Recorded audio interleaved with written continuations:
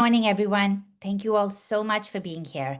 My name is Mehraka Samdani. I am with the Community Alliance for Peace and Justice, an advocacy group that seeks to improve U.S. foreign policy towards Pakistan and Palestine. I'd like to welcome you all to our webinar today on U.S.-Pakistan relations. As the U.S. deepens its strategic partnership with Pakistan, many questions arise about implications for South Asia's stability, the democratic aspirations of the Pakistani people, and the role of the Pakistani-American diaspora in shaping U.S. policy. To address these questions and to help us explore various dimensions of the evolving U.S.-Pakistan relationship, we are honored to have an exceptional panel join us today. First, we have Dr. Sahar Khan, who is an independent analyst and an expert on U.S. grand strategy, non-proliferation and arms control, nuclear security, crisis management, and South Asian regional politics. She has served as the Deputy Director and Senior Fellow of the South Asia Program at the Stimson Center 2023 to 2025, Research Fellow in the Defense and Foreign Policy Studies Department at the Cato Institute, and Managing Editor of Instinct Media. She has a PhD in political science from the University of California, Irvine, a master's in public policy from the University of Chicago's Harris School of Public Policy, and a BA from Ohio Wesleyan University. Next, we have Wajahat S, an Emmy-nominated journalist and best-selling author specializing in South Asia's AFPAC theater of conflict, focused on the Indo-Pacific's politics, conflict, tech, and business. Currently, he is founder and CEO of the Ivy Future of Pakistan Conference, the largest and first of its kind platform to discover and debate the future of the Pakistani-American diaspora. A senior fellow at Washington's Atlantic Council, Khan has reported from 16 countries. He was previously bureau chief for NBC News in Kabul and Islamabad, embedded with over 100 NATO, Afghan, Indian, and Pakistani military and paramilitary units. Last but not least, we have Erik Sperling. He is the Executive Director of Just Foreign Policy and a former senior advisor to members of Congress, including Ro Khanna and John Conyers. He has worked for over a decade to strengthen congressional oversight of U.S. foreign policy, leading initiatives to limit unauthorized military interventions, promote diplomatic solutions, reduce the use of economic sanctions that harm civilians, and oppose U.S. support for harmful foreign regimes. He holds a JD from Georgetown University Law Center and a BA from the University of Wisconsin-Milwaukee. Thank you all so much for joining us. Good to be here. So before we begin, I just would like to go over the format of today's discussion. For the first 45 to 50 minutes, I'm going to ask our panelists a series of questions, after which we will open it up for audience Q&A. I would request our audience to please submit your questions in the Q&A function, and we will try and get to as many as possible. And so now, without further ado, I'm going to now begin the discussion. So Sahar, again, thank you so much for being here. I would like to sort of start off with this new phenomenon that we're seeing. During the second Trump administration, U.S.-Pakistan relations have unexpectedly warmed significantly, right? Marked by increased cooperation around counterterrorism, cryptocurrency, critical minerals, and claims of Pakistan's massive oil reserves. There's also been a high-profile White House lunch between Donald Trump and Pakistan's Army Chief Asim Munir. How do you interpret this sudden strengthening of U.S.-Pakistan ties? Are these developments, do you think, are they linked to the corresponding strained U.S.-India relationship, which has also taken a sharp downturn recently, and which is another reversal of decades of U.S. policy towards India? How do you see this dynamic? Well, thank you so much for having me on this panel. It's a pleasure to be here with you.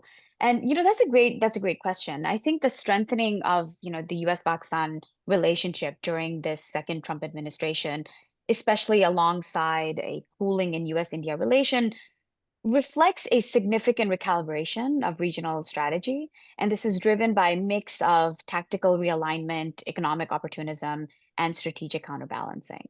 Mhm. Now, on counterterrorism itself, the renewed US-Pakistan cooperation suggests that Washington sees Pakistan, and particularly its military establishment under Field Marshal Asim Munir, as a useful partner in stabilizing Afghanistan and curbing regional extremism.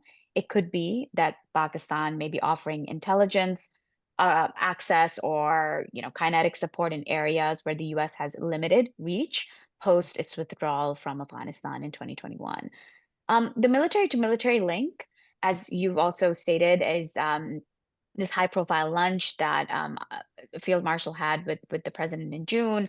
It signals a strategic pivot to some extent, but really it really shows that Pakistan and that the United States is more focused on working with Pakistan through its military establishment. And it has always considered the military establishment as the center of power in Pakistan. I don't think it's any secret that the US has always had a soft spot for Pakistan's military leaders. And so I don't think that that in of itself is new in this sort of, recalibration. In terms of cryptocurrency and critical minerals, US interest in these two areas, it signals an effort to secure alternative tech and resource partners outside of Chinese dominated supply chains. And it also, it also makes me think about, the US India relationship as well and the cooling of it and what impact it might have. Pakistan has large amounts of lithium, copper, and rare earths, which make it an attractive alternative, but of course, somewhat a political risky alternative. I will say, though, that the claims of massive oil reserves, this might be overstated and speculative, but it shows another dimension of how the United States is trying to diversify its energy alternatives. And the thing about India, anytime you think about Pakistan, I think for many, you always think about India. And there's this uh, concept that somehow if US-Pakistan relations are doing well, US-India relations must not be doing well. And I would urge all of you to sort of go beyond that black and white thinking. Not everything that US-Pakistan does in its bilateral relationship is a reflection of what's going on in the India relationship. Um, but I do think that, I think the current downturn in the US-India relationship has created diplomatic space for Washington to rejuvenate its bilateral relationship with Pakistan. And I think it's important to also think about the three factors that are impacting the US India relationship, right? Which have really not much to do with Pakistan. I mean, the Mhm. first reason why India and the US are sort of um, having issues, right, is because of India's protectionist trade policies. So India has maintained high tariffs on US goods, especially tech, agriculture, medical devices, etc. And US firms, tech firms especially, have objected to India's data localization and digital services taxes, etc. So this has been a core issue when it comes to Mhm. trade. Of course, India's continued arms and energy deals with Russia is a point of contention. And then the third, I would say, is India's foreign policy itself, but Mhm. India's foreign policy and its desire to maintain strategic autonomy. All of these three factors, none of them include Pakistan. But of course, this is an opportunity for Pakistan to sort of get back into Washington, and also to some extent dehyphenate. And we've been seeing a lot of discussion rehyphenation again after what happened in May. And sort of my final point on China, of course, China is always a factor in US-Pakistan relations, whether or not people want that to be the case. Pakistan, I think, especially I think it's clear that it has relied very heavily on China for military equipment. Between 2020 to 2024, Pakistan imported an estimated $5.28 billion in arms from China, which constituted 63% of China's global arms exports during the same period. And key acquisitions include fighter jets like the JF-17 and the J-10C, conventional submarines like the Yuan class, frigates, and advanced air defense systems as well. And of course, for the United States, US, you know, non-proliferation and nuclear risks are always front of mind, and Mhm. they always look at, China-Pakistan nuclear cooperation, whatever it might entail as a proliferation risks. So basically, in a nutshell, and I know I've spoken a lot, but in a nutshell, in my view, the warming of U.S.-Pakistan relations during Trump's second term is number one, part of a larger realignment and not a simple zero-sum swap. Number two, it's driven by tactical needs, terrorism, access to resources, regional leverage, and strategic maneuvering, basically balancing China and managing India. And the third is it's facilitated by shifting global fault lines, where the US is now willing to work pragmatically with imperfect partners. Great. Well, thank you so much for that. I do want to sort of talk about China a little bit because of these sort of warming relations between Pakistan and the US. How is that perceived from China's perspective? Like, how does it see that? Does it see that as a threat? There's also been some discussion among, policy wonks about that there is the Trump administration in its second term has sort of moved away from great power competition to great power cooperation. And so it sees these multipolar sort of, focal points, like Russia is one, China is another. And so rather than competing in a zero-sum game, like you mentioned, it's more going to look for areas of influence that these three large powers can now maintain. And in that respect, perhaps Pakistan might play a more beneficial role because of its close partnership with China and can, in fact, become an arena where this cooperation between Pakistan and China can increase. How do you see that? Yeah, I think that's a great question. Look, I think Pakistan, it's an important country and it is strategically located as well. So Mhm. I do think you're correct in saying that, whether or not the Trump administration is focusing on great power politics or not, I think is kind of beside the point, right? US priorities, even before the Trump administration, was always China, countering Yes. China, balancing China, except fill the blank China, right? Mhm, mhm, And where Pakistan comes into that I think is relatively new. And a lot of this is tied to what happened in May. Now, before, of course, India has had its relationship with the US, so has China, so has Pakistan. But what happened between India and Pakistan in May, I think, is really telling because what it really showcased mhm, was the use of Chinese weaponry and military equipment really effectively. I mean, the Pakistani Air Force, especially, um, you know, had some wins to its side. And I think that has actually created more tension in Washington. And suddenly Pakistan is back on the map. Now, it's very unclear. The Trump administration is also unpredictable. yeah. So it's very unclear. One day it could be that Pakistan is considered, an ally, a partner of sorts, and the next day something could happen and suddenly they're not.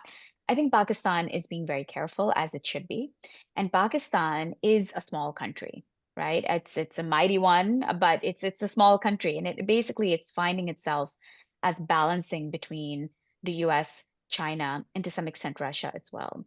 So I think the thing to note is that at least in Washington now, there's more of a desire to cooperate with Pakistan because it's fueled by this thinking that if the US cooperates with Pakistan, it will be less aligned with Beijing. It can bring Islamabad back to Washington's side. But of course, these things are never simple. And most of foreign policy is almost always transactional, at least from my point of view. So it just depends on what Islamabad can offer Washington, and to some extent, vice versa as well. Great, excellent. Thank you. We'll come back to some of those questions later on in the program. So, Vajahat, let me turn to you next. While it is true that Pakistan's army chief, Asim Munir, has forged closer ties with Donald Trump, the fact remains that Pakistan's military leadership and the regime that it currently backs enjoys absolutely no legitimacy inside Pakistan. The current civilian government came through fraudulent elections, widely believed to be manipulated by the military, as it has done in previous decades as well. Pakistan's most popular leader, former Prime Minister Imran Khan, and hundreds of political workers and pro democracy activists continue to be incarcerated by this regime. At the same time, two-thirds of Pakistan's population is under 30. They have democratic aspirations and are very aware of the Pakistani military's leadership's rather pernicious role in subverting the democratic process over the decades and its involvement in gross human rights violations. So, how will the Trump administration's very explicit support of Asim Munir impact US Pakistan relations in the long term, do you think? Thank you, Malika. And thanks again for inviting all of us. I must also praise you. You gave our lengthy introductions, but I must also confess that you've been a leader in the community here, and your organization has been doing wonderful work, brave work, critical work going forward. And I'm quite excited to actually, at the end of the show, perhaps discuss what CAPJ has been doing and wants to do with the ongoing legislative process to actually target that very illegitimacy which Pakistan's government at this point stems from. It's really interesting, you know, like we've been talking, there's a word which people have been throwing around for the last few years about Pakistan. It's called a poly crisis, right? Now, a poly crisis is multiple crises together. And some genius has come up with this word. And it fits perfectly well for Pakistan. There's a climate crisis, which we are literally living through right now, the worst floods in decades. And we keep on saying the worst floods in decades after every 2 years. So it's escalating. Then, of course, is the political crisis that you've referred to, where it's not just hundreds of people who have been incarcerated, but some are missing, some are gone, some are abducted, some are feared killed by the powers that be over there. Then, of course, is the economic crisis, which is off and on and off and on. And there's a week passes where Moody's ups Pakistan's rating, and then a day passes where Fitch downs Pakistan's rating. So it's sort of like still on life support, especially from the IMF and other institutions. So economically, still sort of trying to stabilize rudder. And then, of course, overall, there's the institutional crises, which we see literally in a whack-a-mole position every day. There's the judiciary, which sometimes tries to do what it can. Just earlier this week, one of the courts in the country, the Islamabad High Court, has risen in open revolt against the higher judiciary, which seems to be completely under control of the army.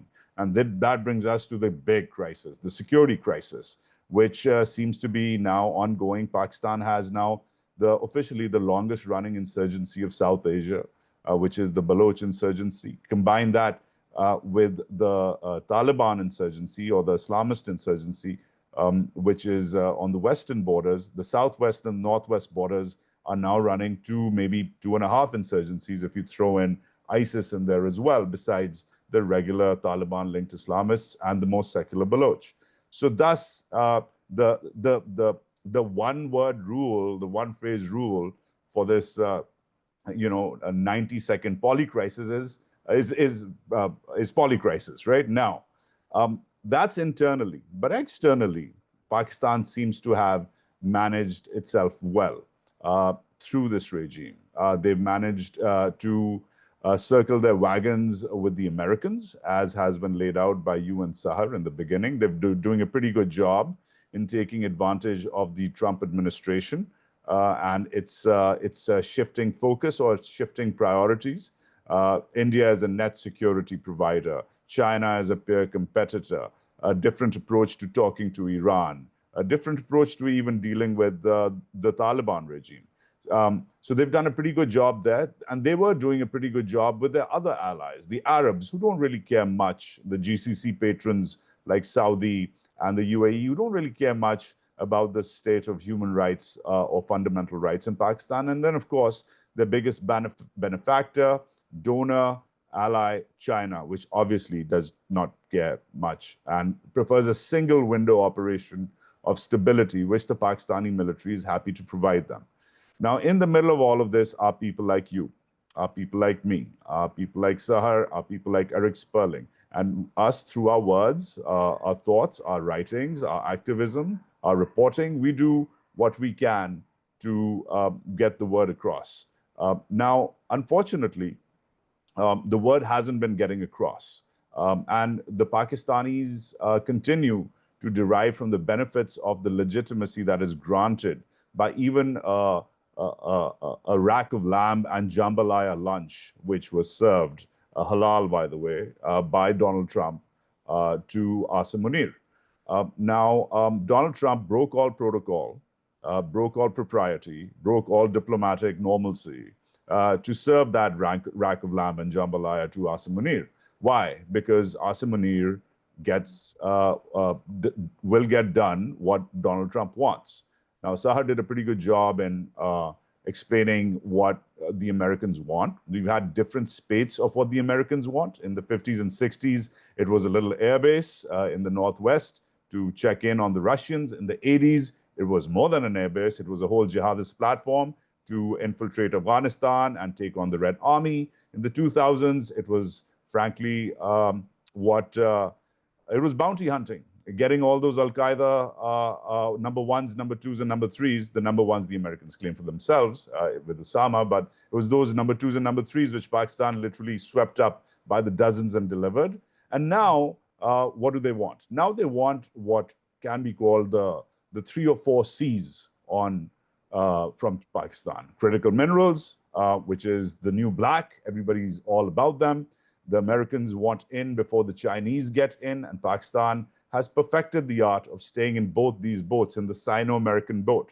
Pakistan is one of the few countries which has gotten away with healthy relationships with both Washington and Beijing, and is very proud and vocal and about saying that we're one of the few countries which have done that. So there's critical minerals, it's cryptocurrency, which is a brilliant move if you're a Machiavellian strategist in general headquarters in Rawalpindi. Just 18 months ago, Pakistan was disallowing cryptocurrency. The state bank governor there, the regulators there were refusing to actually accept that cryptocurrency should be in this country. This is not too long ago. I'm not talking about like 3 years, 2 years, 5 years back. This is just months back. But when they realized that Donald Trump's family empire is connected to a certain crypto firm, boom, all of a sudden they have a crypto czar and they're getting with it. So the Pakistanis have been much more tactically savvy versus the Indians on really, really getting ready to embrace and get embraced by the Trump machine. The Indians have been more clunky, more chunky, more bureaucratic, more stuck with their ways. And frankly, a little bit of flattery always goes a long way. And the Pakistanis have done that, have done well there as well with the Nobel Peace Prize nomination for Donald Trump. So right now, a lot of what the Pakistanis have gained legitimacy-wise has been basically about massaging the Trump administration, literally, as far as his ego is concerned, and figuratively, as far as giving them what they want. But this, as Sahar had also mentioned, this becomes a really short-term gain. The crypto C, the critical mineral C is followed up by counterterrorism, the other C, and CT is something they do pretty well. They have they do know how to soldier, these guys. Let's just be honest. Sure, they might be making everything from cereals to roads and running everything from banks to amusement parks. They do that well, but they have a pretty good, as Muhammad Hanif wrote the other day, they have a pretty good side hustling and soldiering. And we saw that with India. And they have emerged. But Wajahat, soldiering externally with India, if they had been good around counterterrorism within Pakistan's borders, we would not have had the insurgencies that are raging right now. 45% militancy has gone up. Soldiering externally and soldiering internally are very good. There's a big differential there. They've done a pretty good job in soldiering externally. They punched above their weight when it comes to India. A military more than twice their size, a budget more than 8 times their size. They did pretty well. Internally, of course, soldiering doesn't really count much because the insurgencies which are raging, as any student of insurgency would know, you need local support. You need the men, women, and children there to put up their hand and say, that's where the terrorists are hiding. That's where the bad guys are. That's where the IED is hidden. That's where the networks are coming from. And they don't have that local support from the Baloch and Pashtun elements in the country. And that brings us back to the internal poly crisis. So what I want you guys to really imagine is that there's a ball with a very hard shell, which is coated with American legitimacy, Chinese sponsorship, Arab largesse, and it looks really solid from the outside. But internally, Pakistan is still weak. There's havoc, there's chaos, there's instability, and it's just a bit of a mess internally as well. And that's why people like you and I, and other free minds and academics, journalists, etc., are not allowed to fully function, operate, or say their mind there.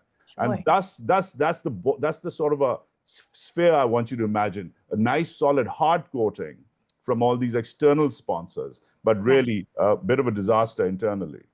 And I think what you just mentioned as well a little while earlier, Wajahat, in terms of various US administration supporting various military dictators because of the geopolitics of the at the time. This time, though, I mean, first we had, of course, supporting the US administration supporting General Zia-ul-Haq because of the Soviet occupation, then supporting Musharraf because of the US war on terror. But this time, this very explicit support of General Asim Munir comes at a time when Pakistan is completely different. Pakistan is currently going through a very different moment, which it wasn't during those earlier dictatorships, right? The people are so aware of their rights. They've become so awakened to the military's excesses.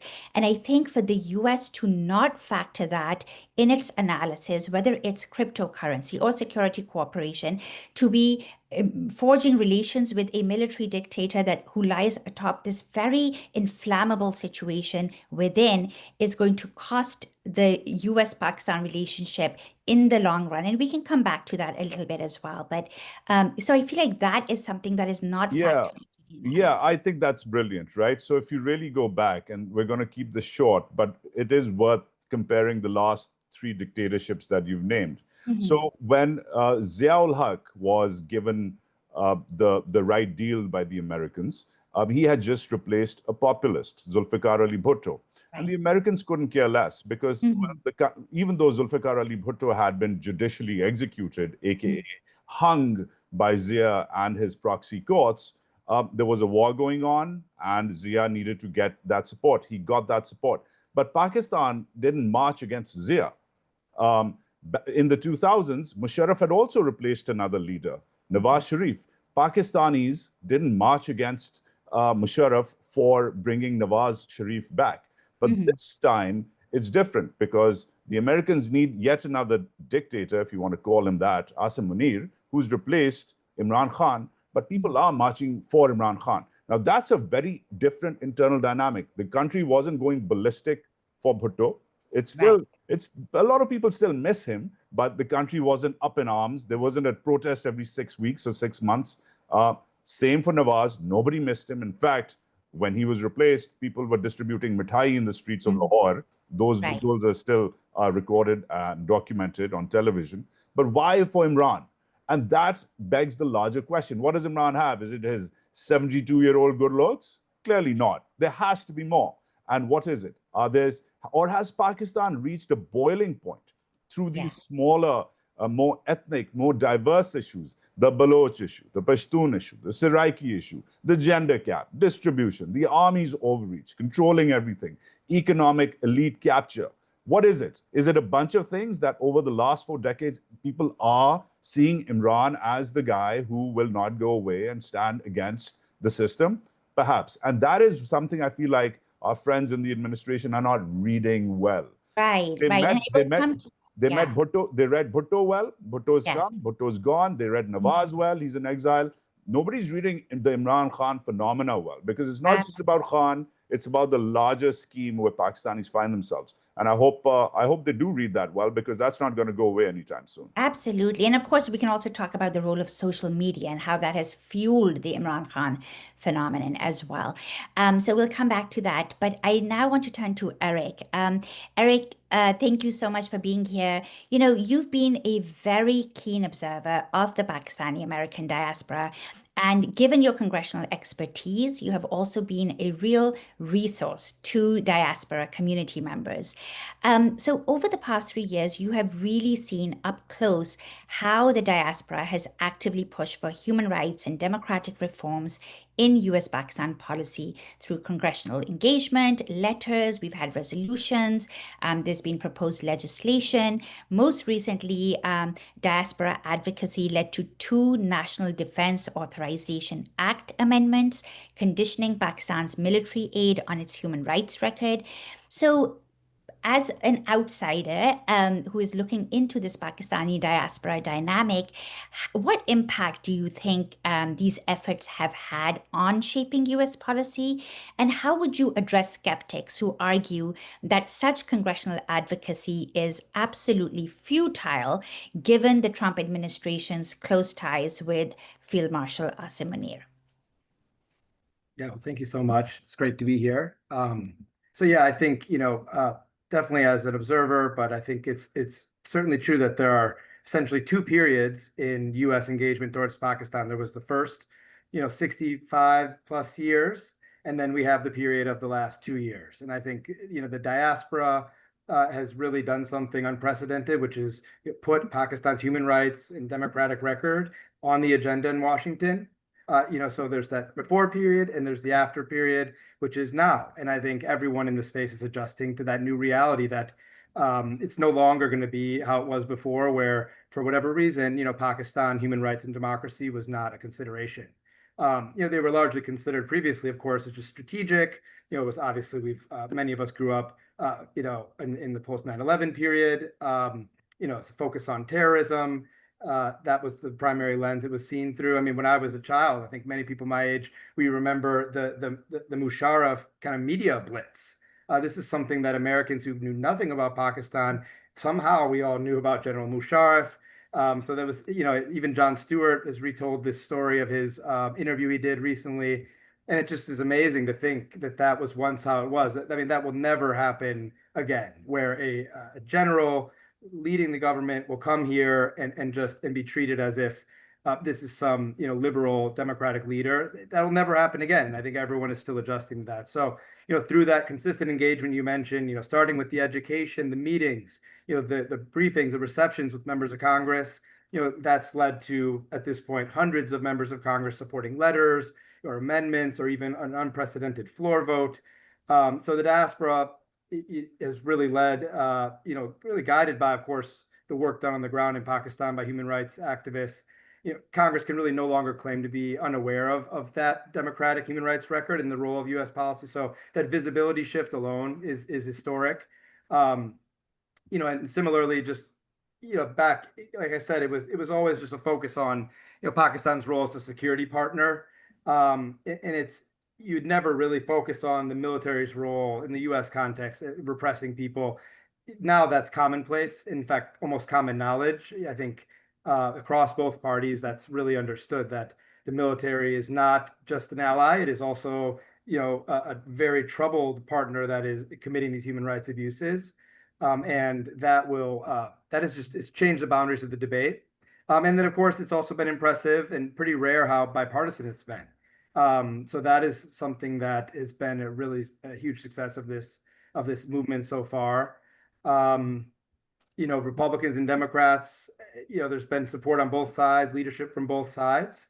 And when there is opposition, it's often quiet. They're saying, they're kind of whispering, well, this is more complex, but, our opponents are often afraid to come out and say their position because they know that their constituents will say, well, are you saying you don't care about my family's human rights, or you don't care about our democracy? And it's not a position that members of Congress are very comfortable advocating for publicly. So that's really impressive. Or, for example, they don't just say, oh, we'll vote against your proposal. They actually have to work to prevent it from getting to a vote, because they know that, of the people who care about this issue, the constituents who care are all on one side, which is they want democracy and human rights to be respected. So, that bipartisan discomfort is signaling that, backing this authoritarian rule is far from a safe or consensus position. So, even when, there is an immediate success, of course, I think it's sending signals to the regime in Islamabad that their actions are being watched. That shapes their behavior. It's obviously, not as glorious as, a democratic revolution where there's accountability and the human rights violators are driven from power immediately, but they know that they're being monitored, and that is shaping their behavior. And that is and then also we see, for example, they're having to offer very desperate explanations to the United States. For example, we see them, obviously everyone knows that they have hired a lobby firm for millions of dollars.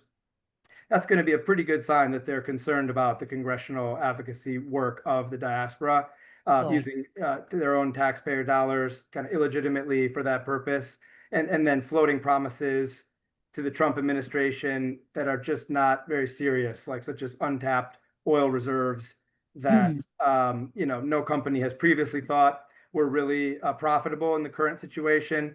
and making increasingly desperate claims to secure that ongoing support. And so, or another example, the regime spokespeople and mouthpieces have attacked human rights supporting Congress members as being Jewish or pro-Israel. And then the regime has also said to the Trump administration, well, we might be open to normalizing with Israel. So the fact that they're taking opposite positions and saying really anything they can to just buy more time, that's just such a dead giveaway that they are incredibly nervous about how they can sustain the U.S. support they need. So, for those who are skeptical of it, I think, because of they say Trump is close with Asim Munir. Trump hasn't even, to my knowledge, has not shown that he knows that person's name. He has not said that person's name in public. I think anyone who knows anything about Trump knows that's not going to be a deep bond. It's going to be, at best, a transactional bond that is largely resulting from their very, unachievable promises. So that can shift quickly. Congressional pressure will strengthen allies inside the administration, which we know we do have. Some degree of allies in the administration who want to take a different approach.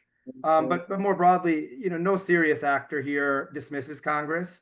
Whether you want to cut support for this regime or whether you want to keep that support flowing, everybody in the space is engaging with Congress. The regime's ambassadors meeting with members, trying to, slow the pressure and shape that. So, the idea that the advocacy doesn't matter isn't a genuine position. It could reflect people's personal burnout, that they might not have the time in their own lives to do that. And that's, of course, understandable. Not everyone is going to have time for that. But we, people should avoid discouraging others from doing that, just because if they don't have the time or they find it too emotionally taxing, that, we don't want to be discouraging people from this work. I mean, throughout history, it's always the executive branch that's going to be propping up a regime. Initially that's, what, for lack of a better term, could be the deep state or the national security establishment that is going to be prioritizing some sort of big picture that they see, whether it's supporting the South African apartheid regime or regimes in Central America that were, mass killing indigenous people, or any of these regimes. Executive branch is always going to be the source of support, and the opposition is always going to start in Congress. And so, it's just always worked that way. So the idea that the executive branch supporting a regime means we shouldn't push for Congress is the exact opposite. It's not a position that anyone holds on any side of the issue. So and then more importantly, administrations do come and go, but this groundwork in Congress built on the work of constituents. We've already had members of Congress leave and new members come in, and that's work that's done in that district and in Congress lives on. So, I think obviously we're all working towards, ending the human rights abuses and the U.S. support for it as quickly as possible.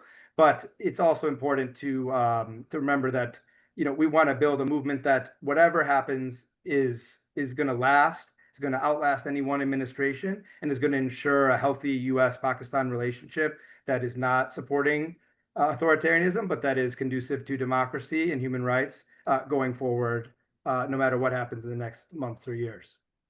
Great. Thank you so much. And really quickly, Erik, before last year's presidential election here in the US, there were some diaspora organizations, not ours, but there were others who had endorsed Trump for president, right? And they did so with the hope that perhaps he would, utilize all diplomatic tools at his disposal to call for the release of Imran Khan and other political prisoners. Now, when he did come into power, the exact opposite has happened.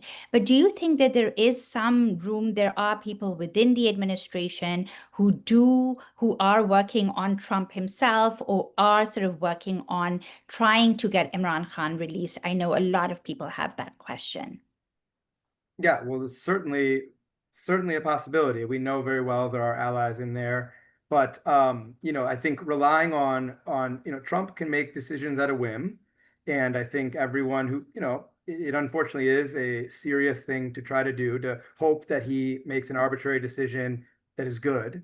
I think everyone is hoping wherever there's a possibility, it's something that you do consider, but that should never take the place. That's of building a movement that has power and that's mature, When you look at obviously the most mature advocacy movement in the United States, which is obviously the pro-Israel lobby, they don't wait to see, oh, is he going to make the right decision or isn't he? Right? They do the groundwork so that they're prepared for any circumstance.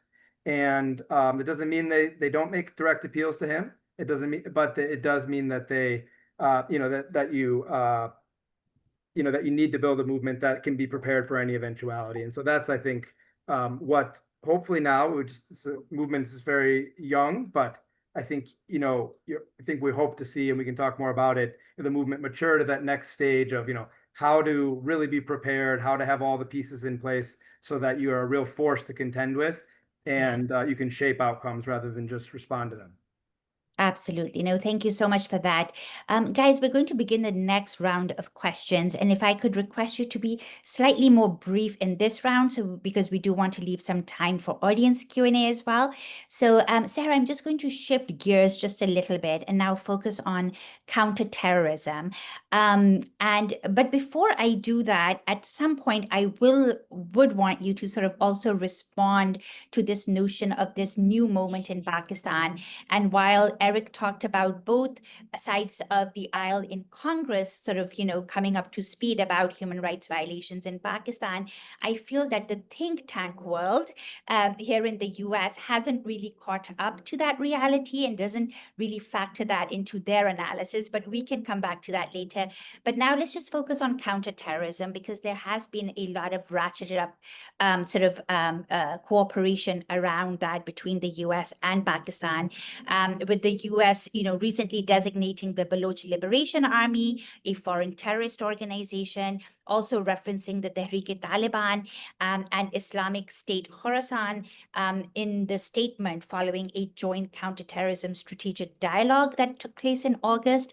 So I'm wondering, what will be the regional implications of this alignment of interests? Are we likely to see more joint military operations along the Pakistan-Afghanistan border?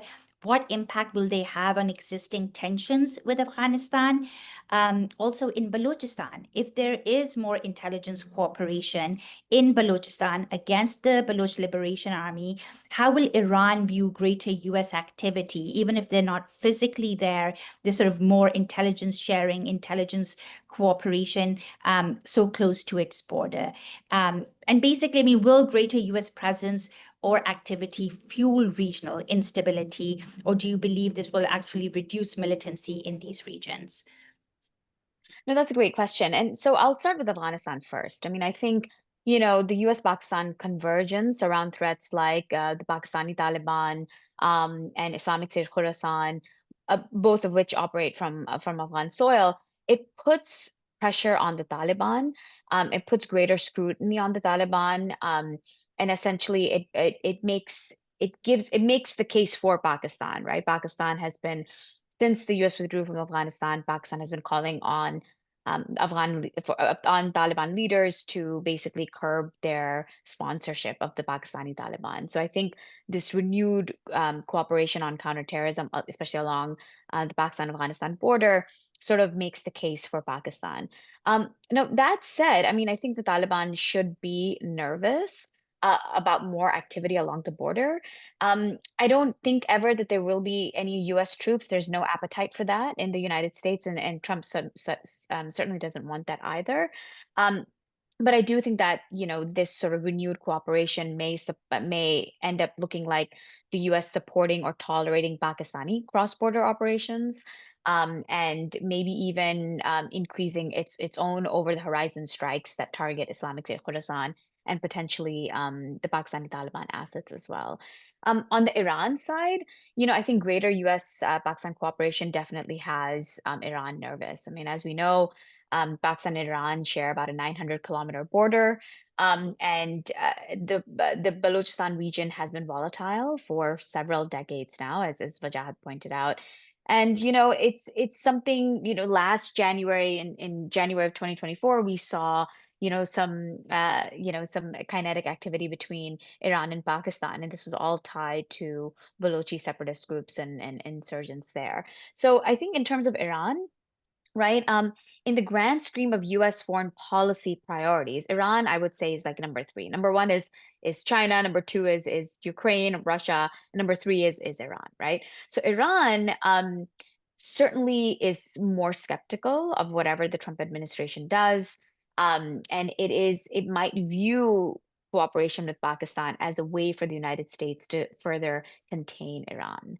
And I think that this will put more pressure on Pakistan-Iran relations as well. It's something that definitely that I'm watching very closely. But in terms of counterterrorism, look, I mean, this is a road that the US and Pakistan have traveled before. This is a well-known road, unlike the cryptocurrency and critical minerals and everything else. I mean, so this is almost feels like deja vu, frankly. At least for me, it feels like I'm back in 2002, and talking about, Pakistan counterterrorism. And Pakistan has, like many countries, Pakistan copied the United States in terms of its own counterterrorism framework and counterterrorism bureaucracy. So Pakistan has NACTA, which is the National Counterterrorism Anti-terrorism Bureau. approach. Yeah. Exactly. And it has, on the civilian side, it has like a parallel judicial system, which is the anti-terrorism courts. It has a host of laws that deal with terrorism. There's the Anti-Terrorism Act or the ATA, but then there's also the Pakistan Protection Act or POPA. There are various other laws, all sorts of bureaucracy, in line with counterterrorism, framed as something that's an internal threat or a domestic threat to Pakistan. So Pakistan, I think, looking to the US for more cooperation on counterterrorism is sort of a logical thing for Pakistan to do. What that will look like, I think, depends on how strong the BLA ends up being and how strong the Pakistani Taliban ends up being. I think the difference this time around is the strength of the BLA, the Balochistan Liberation Army, and its ability to really do damaging attacks, attacks that have gotten a great deal of attention and that have also claimed at this point, I would say hundreds of lives in Pakistan. And so this is new, and I think it's a little more unclear, like how cooperation with the United States benefits the United States. I don't think it's as simple as having to do with China. And also, Reuters just reported, I think actually today or maybe yesterday, that China is urging Pakistan to essentially reduce this threat of the BLA, right? Like figure this out because it is harming Chinese projects and the China-Pakistan Economic Corridor. So I think the US cooperation on the counterterrorism side, what happens in Balochistan will be something that I'm definitely keeping a close watch on. Right, and that might actually engender some cooperation between between the US and China, or at least overlapping interests there, right? Because I think they're both sort of upset with a BLA operation, sort of targeting Chinese engineers as well. And I think there's been some problems. And just to add, I just want to say on a basic level, right? Any counterterrorism cooperation almost always has to do more with strategic interest and very, very little to do with human rights. And sort of letting go of repression in any way. So I think this is sort of the balance that we're dealing with in US-Pakistan relations. If we're seeing more cooperation on the counterterrorism side, then I do think that we're going to see a lot more human rights violations, a lot more political prisoners, a lot more innocent people being killed who are labeled as militants without any evidence of that. So this is sort of, I would say, the seesaw of cooperation. So more counterterrorism cooperation does not mean more accountability for human rights. Oh, exactly the opposite. And in fact, like, the last time the US and Pakistan were sort of, fighting together in this US war on terror, 70,000 Pakistanis were killed. And, if we don't even mention all of the enforced disappearances and people who were sold to CIA black sites. So all of that went hand in hand with increased cooperation. And that is my next question to Wajahat. So Wajahat, yes, Pakistani military operations in KPK and this brutal practice of enforced disappearances in Balochistan have already caused considerable and very deep resentment and discontent in these provinces against the Pakistani military, right? So do you believe, as Sahar alluded to, that joint US-Pakistan cooperation on counterterrorism operations will intensify these human rights violations and further silence the already marginalized voices of groups like the Baloch Yakjehti Committee, a movement, also the Pashtun Tahaffuz movement? Could these developments then fuel, I mean, not only just undermine human rights, but also fuel further internal unrest in Pakistan? So the current spate of cooperation, of possible counterterrorism cooperation between the US and Pakistan is heading in a direction which is definitely going to backfire for Washington. Consider, and this is an argument which is not just mine, but it's now picking up, especially across the defense community in Pakistan as well. Now, the anti-Americanism which we saw during the last time these guys cooperated, during the Musharraf and the Kayani era, was reflected well in people who said this is not our war, right? This is America's war, and we're doing America's bidding, and 80,000 Pakistanis have been killed by these generals and American drones and the bad guys themselves. And that's an old argument. That's a decade and a half old argument. But 9/11 had happened. American national security was threatened. America followed that up, not just in Pakistan and Afghanistan, but also other countries in the region. And the rest is history. This time, the Americans are all of a sudden interested in Balochistan.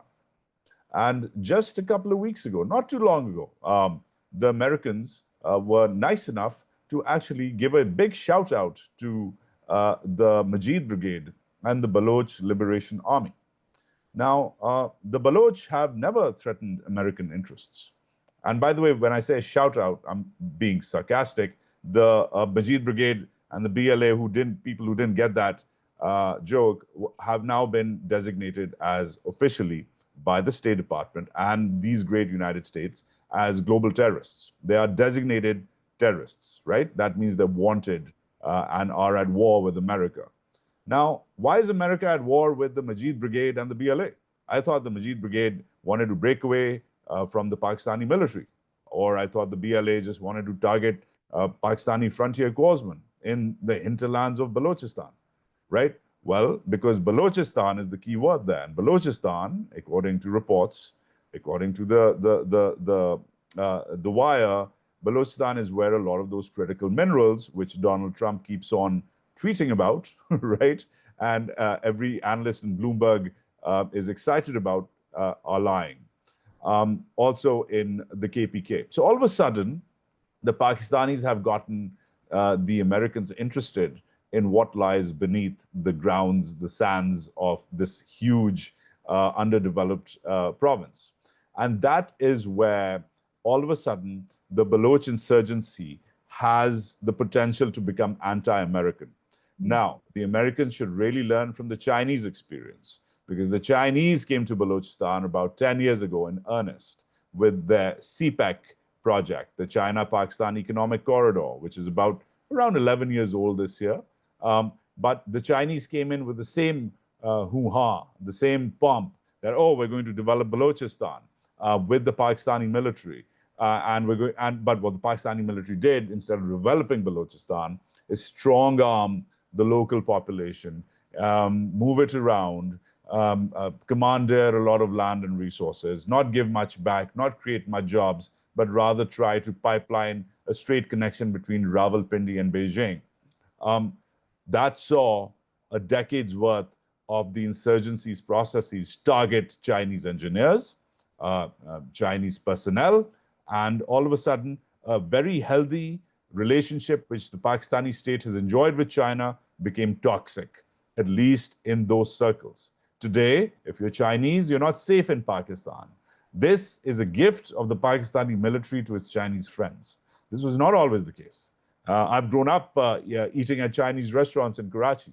Those restaurants are gone. And the ones which are around now have guarded policemen outside protecting those Chinese businesses. You can't get an egg roll without going through a security check in my hometown.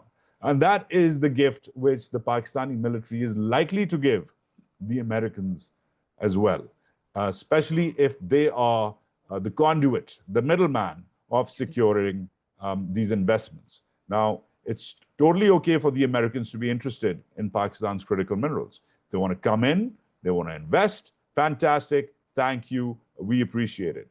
There's huge Canadian firms. This is, by the way, not just Americans. There's huge Canadian firms. There's huge international mining firms which are interested in getting all the G7 economies involved to fund and mine in Pakistan. Thank you. Thank you for your interest in finally coming. And I'm, by the way, from Balochistan. I'd love for that region to be developed, but not at the expense of what is going to happen to the local populations. And that is why we keep on coming back to the involvement of the people. Just yesterday, this happened just yesterday, the Baloch National Party, which is possibly the largest, most organized political party there, which represents Baloch interests, and the PK-MAP, the Pakhtunkhwa Milli Awami Party, which is also a Balochistan-based party, but a Pashtun party. They had a joint they had a joint campaign rally yesterday. Both the leaders, Sardar Akhtar Mangal and Mahmood Khan Achakzai, were present. Both made very, very vociferous anti-military, anti-establishment speeches. Guess what happened? Minutes after their speeches, there was a suicide bombing. Both survived, thank God, but 15 people of the parties were killed. Guess what? On top of that, nobody claimed responsibility. And guess what? What happened after that?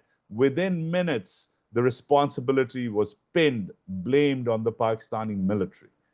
And that is the operational environment in which America is now trying to get into, in which Barrick and other firms are now trying to get into. It's difficult, it's scary, and unless the rights of the people are secured and local leadership is brought on board, this is going to look like one of those Avatar movies where an exploitative colonial entity is going ahead and raping the resources of a local entity, and there's going to be unending crises. But the Americans must learn from the Chinese example on their experience in just the last decade.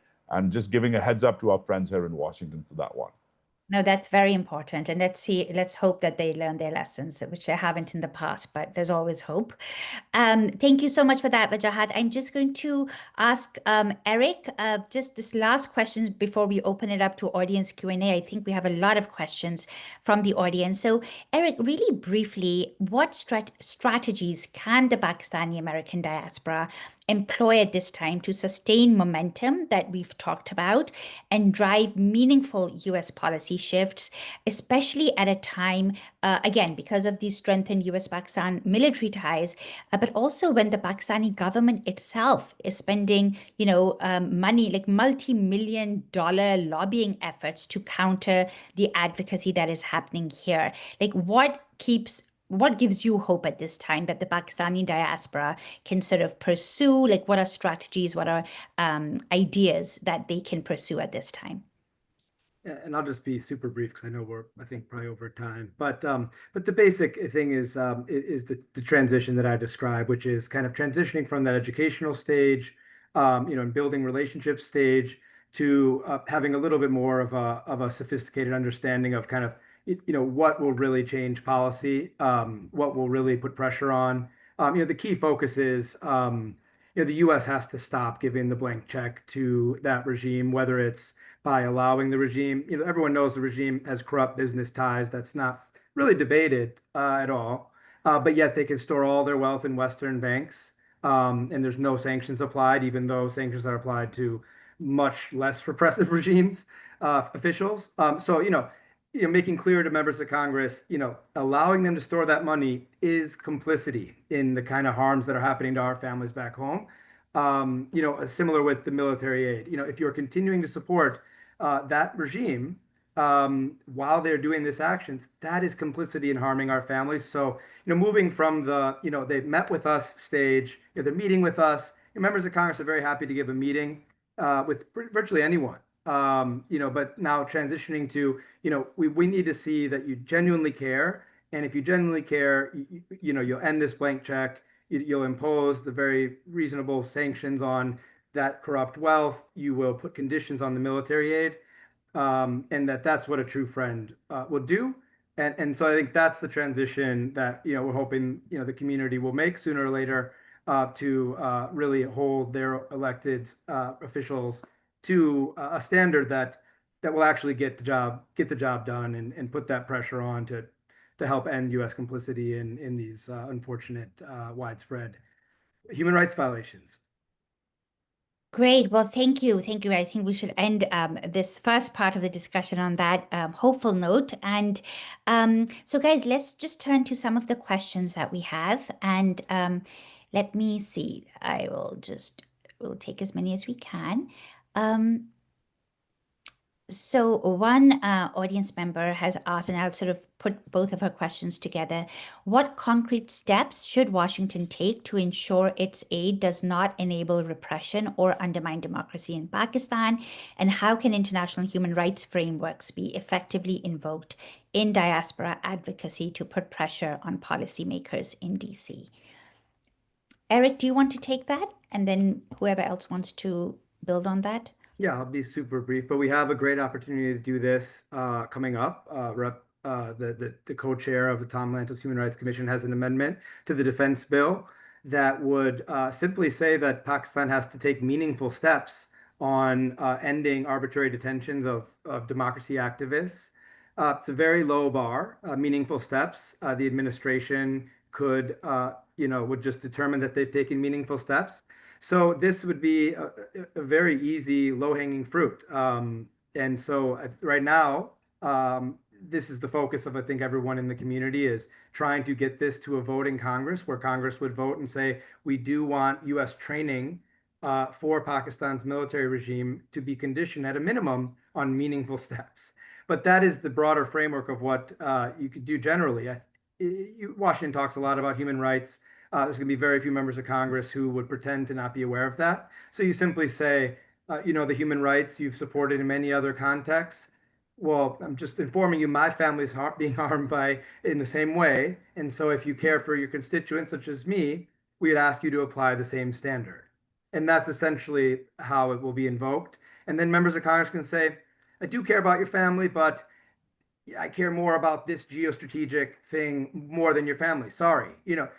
They're not going to be that inclined to say that. So the more constituents simply raise that, ask their members of Congress to prioritize their families' basic human rights by taking these steps, I think it would just, that is essentially going to be the path forward. Sure.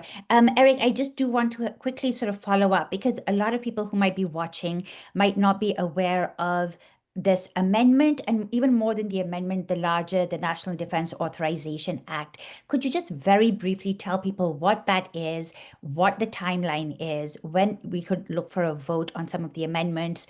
I think that would be great, just because people, I don't think are completely People aware. should also follow Melika's Twitter account, which is, in my opinion, one of the best sources for congressional advocacy information in the community. But the National Defense Authorization Act is essentially the Defense Department's policy bill. It's the one must-pass bill in Washington, passes every year. It authorizes $1 trillion in spending this year and has all the policies for the Pentagon. So that's where a lot of this type of, especially with strong military relationships, where a lot of policy can be impacted. These amendments have been proposed. Now Republican leadership will be deciding whether to block this amendment from receiving a vote, or whether to simply allow Congress to vote. Of course, it would be ironic if, when advocates are trying to promote democracy in Pakistan, it'd be ironic if House leadership says, we're not going to allow a vote on democracy. That would be ironic. But that's the type of question where people will be able to see, does Republican leadership in the House have any genuine care for the human rights of these Pakistani-Americans and their families or not. And so we'll know by next week. There'll be more updates again on pages like Melika's, but we'll know by next week how they're going to proceed on that. And many of us will be working to encourage them to simply allow the House to vote on that because there shouldn't be a harm in allowing the House to speak on such a basic question as this. So that's the hope. Great. Thank you so much, Eric, for that. Sarah, I did want to just turn to you and sort of go back to the question that we had raised before. You've sort of are perhaps observing the congressional advocacy that is going on. People like, Wajahat Moeed, so many amazing, Heather Mehdi, there's so many vloggers who've been amazing journalists who've done so much to raise awareness about human rights violations in Pakistan. There's a lot journalists like Ryan Grimm and The Intercept, they have focused on this issue as well. And some think tanks, very few, who've also tried to bring attention to this. But mainstream think tanks in Washington have really not talked about this issue this time in Pakistan. And as I mentioned, have not really factored that into their analyses. Why do you think that is? Why do you think there is such a sort of blind spot when it comes to that? And how can we change that? Well, that's a great question. And while I know, especially, Eric's responses have been quite hopeful, and of course, I think there's a lot of movement happening in this area. I think it's safe to say that this particular US administration doesn't really care that much about human rights. And I would say that many US administrations have not. Mhm. So the think tanks kind of reflect that, you Mm, know. right. And there are many there I mean, DC is a city of think tanks, right? There are many who do really good work and credible research and put their findings out there. But, currently right now there really isn't any funding available that focuses on the intersection of human rights and geostrategic interests. And if there isn't money there, then it's very hard to have analysts work on those issues. I also think that some of these issues are sort of well known already, right? I mean, I think I spoke earlier about this. The seesaw of counterterrorism, right? Like more counterterrorism cooperation might be good for U.S. Pakistan geostrategic interests on the one-on-one level, but when it comes to human rights activists and human rights advocacy and civil military imbalances and having a judicial system that's independent and making sure military courts don't try civilians and making sure the anti-terrorism laws are actually laws that are supposed to protect civilians against terrorism and not really helping sponsoring militancy. When you have all of those issues on one side, then I don't think that those balance out. So you have to pick and choose in geostrategic interests. And I think the issue right now in Washington, and I know that I'm not alone in saying this, is currently the U.S. administration, the Biden administration, and even now the Trump administration, they have lost their credibility when it comes to human rights because of everything that's happening in Gaza right now, because of US's support of Israel, because of the amount of military assistance that the US has provided Israel for decades, right? Everything didn't just start on October 7, 2023. I think what we are seeing unfolding in real time on our phones of what's happening, the genocide in Gaza that's happening, I think has really ruined the credibility of the United States and all of those people who are working on human rights issues. And I don't think that that can be discounted. So when we talk about human rights in Pakistan and holding the Pakistani military accountable for its various human rights violations, I don't think the Trump administration has any um, has Moral any high ground. standing Yeah. moral high ground. And the US has lost this moral high ground. So we are now operating in a world where the US doesn't have this moral high ground. So where do you take human rights discussions and accountability there? And frankly, and this is going to sound awful, and I'm really sad to say this, but I think in the grand scheme of geopolitics, human rights simply is not a priority. And I don't Right. think that you can find anybody who will say that when we talk about US-Pakistan relations, you should talk about the human rights of Balochis. I just don't think that that is a priority, and I don't think any analyst would say that, even if they think that.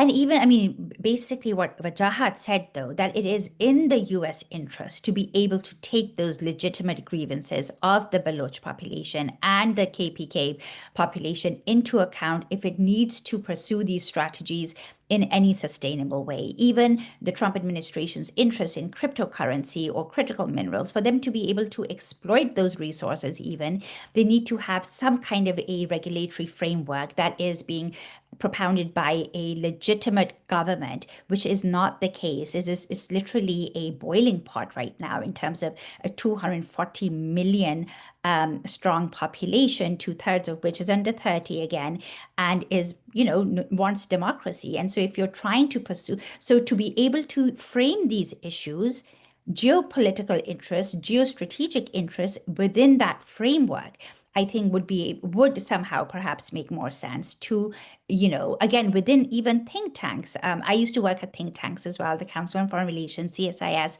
And I just felt like there was just such a dearth of that information and those discussions. And so we're really counting on people like you, Sahar, to be able to introduce that within your, expertise as well, and sort of bring that to the mainstream, because I think that is super important.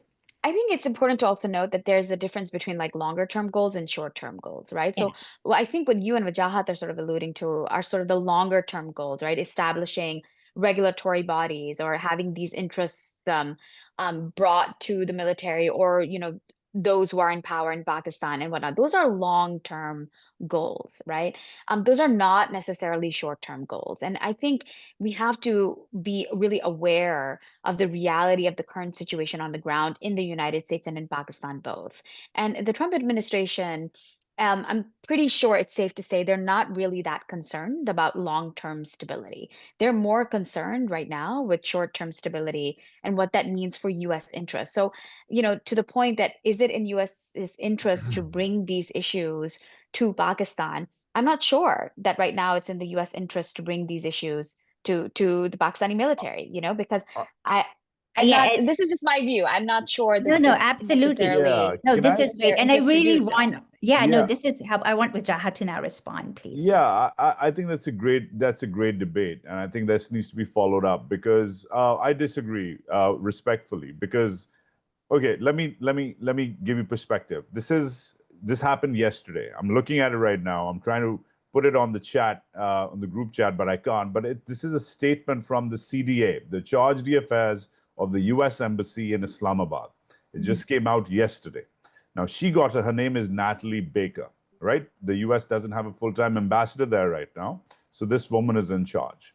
Now this woman, Charge d'Affaires Baker, has delivered remarks at a webinar, much like this one, hosted by the Business Council for International Understanding, the BCIU, about Pakistan. Now, she goes on to firstly say that Pakistan is very important. It's the world's 5th largest economy. Most of the population is under 30. Its GDP is 412 billion. It could go to, which it's currently number 38. In a few years, it could be in the world's top 10. Now, what's happening, ladies and gentlemen, is that the American ambassador, the acting American ambassador in Islamabad, has done a webinar like this one and is encouraging other American businesses to understand Pakistan better, and is saying, hey, American businesses, please understand Pakistan better and, in fact, invest in critical minerals, information, communications technology, agriculture, energy, and infrastructure development, because Pakistan is so important. Pakistan is so critical, and Pakistan has great growth potential. Now, she's being a good diplomat, right? She's being a good friend. She's promoting Pakistan's broken economy and getting American investments. But Sahar, answer this. Wouldn't all those businesses also gain American businesses, American interest here? Nobody else, right? And I'm speaking like a New Yorker. Wouldn't all those businesses augur well if they know that they are investing in an economy which can go awry at any minute because of the multiple insurgencies, the instability which is triggered by an acceptance of the military's overreach, the human rights record of that military, and generally the ongoing security problems there? I think the Americans really need to understand one thing. And this is not just for the think tank debate, this is generally. The Pakistani military gets its legitimacy from Washington. I was just rereading Friends Not Masters, which is the book of the first field marshal, the first dictator, written in his heyday. Ayub Khan wrote that in the 60s. Now, I don't know if anybody of you has read that book, but Friends Not Masters was not meant for people like you and me to read, not meant for Pakistanis to read. It was actually a book to be targeted for a Washington market, And it was a book designed to say, hey, we want to be friends, but we don't want you to be masters. We're very good allies. We'll do what you want, but we'll do it at a basis of equality. Now, other military dictators, one just named by Erik Sperling, Musharraf, who appeared and plugged his book at that famous Comedy Central Daily Show episode with Jon Stewart, which Stewart still likes to talk about. Musharraf wrote a similar biography about Pakistan and America working together as well. Pakistani dictators love to woo Washington. This is where they get their legitimacy from. I'm not saying that Washington should go ahead and cut off ties with Pakistan and not get those short-term, medium-term economic gains from Asim Munir. Absolutely. Milk him.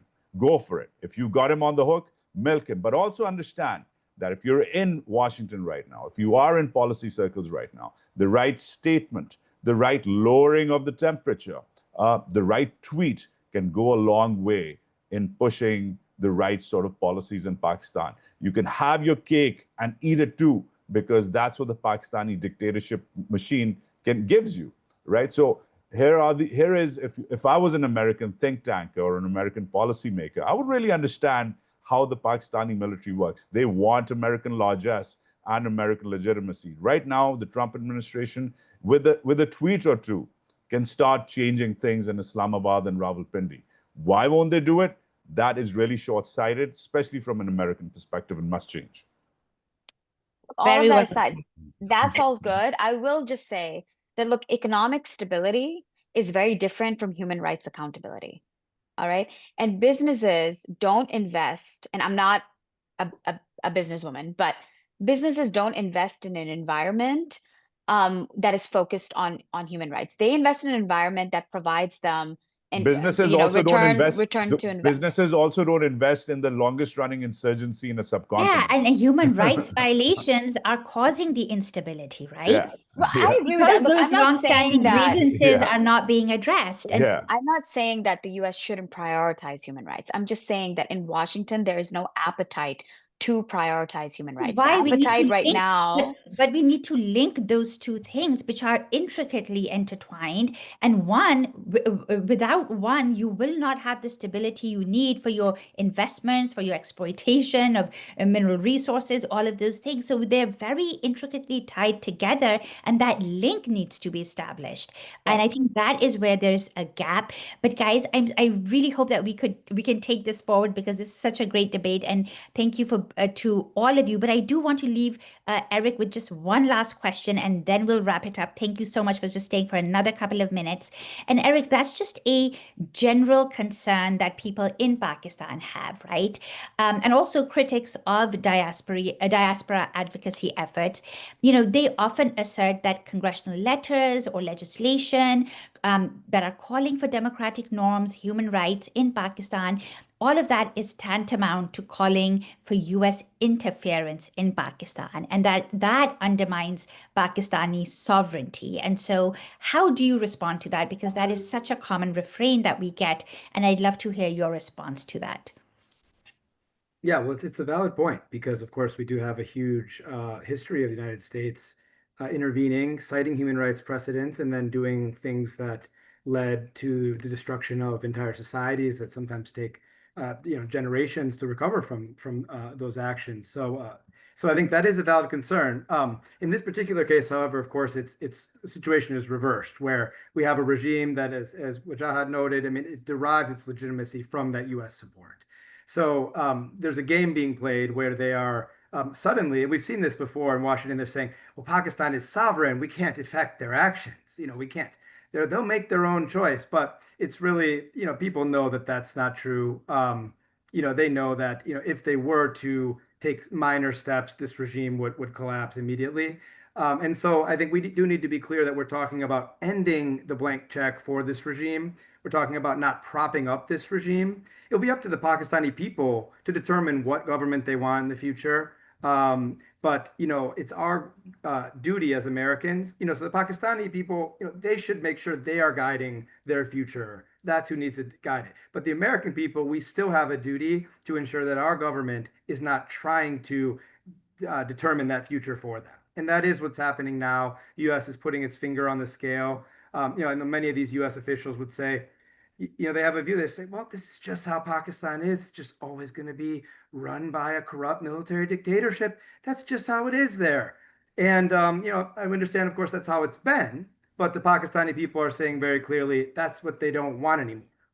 And so the U.S. now needs to take a step back, reevaluate, and say, is our role essentially imposing this on the Pakistani people? And would ending that support, withdrawing that support, leave the Pakistanis free to choose their own path? And that's what we think is the case, which is, of course, there's no Pakistanis have no human right. The Pakistani regime has no right to receive U.S. taxpayer-funded training. They have no right to store their corrupt wealth in the Western financial system. And so, unfortunately, I think the American people, we need to kind of remove that from the equation and then see what the Pakistani people do with their own democratic sovereignty. Great. A great note to end on. Thank you so much for that, Erik. Guys, we have reached the end of our program.